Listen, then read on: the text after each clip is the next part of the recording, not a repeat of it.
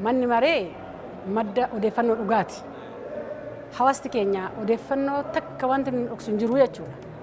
Rakkoo jirus, cimina jirus, hanqina jirus, qaama kan bira rakkoon akka jiru ifatti nutti himaa jechuudha. Waan hawaasti keenya nutti himu qaama rakkoon bira jira jedhee hawaasti keenya nuu kaasee hin mari'anna jechuudha waliin. Rakkoo hiikaa to'annoo hordoffiidhaaf gaafa deemne cheeklistii qopheessinee deemna.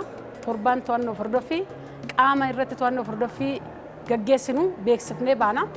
To'annoo hordoffii gaggeessinee gaafa deebine inteenyaan ilaallan calallaa koreen dhaabbii mana mareetiif hin gabaasa. Akkaatuma heera mootummaati irra taa'e san daangaan hojii jira qaamolee sadeen kanaatu amma nu bira kan jiru maa'inni daangaa hojii isaa sana beekee qaamni sadeenu wal deeggaruu fi wal utubuudhaan haalli jiru gaariidha.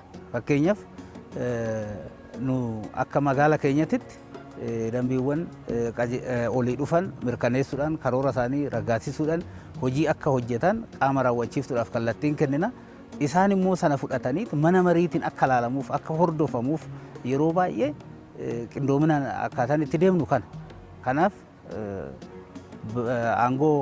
daangaa aangoo ofii sana beekanii socho'uudhaan fayyadamummaa uummataa sana mirkaneessuudhaan wal qabatee bara kana wanni gaariin akka jiru ilaaluun hin danda'a. Wanni ittiin ifus waa baay'ee jira.